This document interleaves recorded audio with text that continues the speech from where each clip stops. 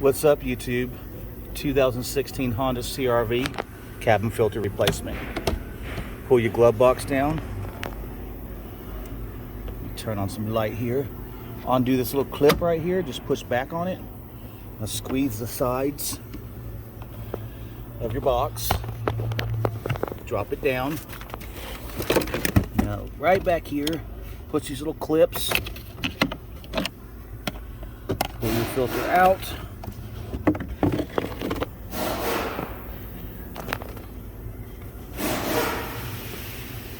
The airflow, you note it right there, how you pull the old out downwards.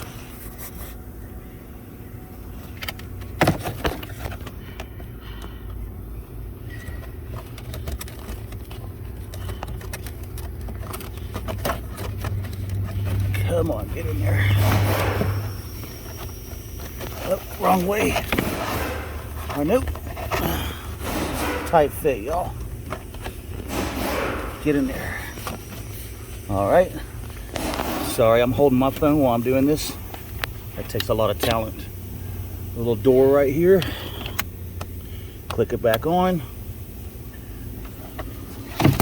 Push your box up, then clip your clip back.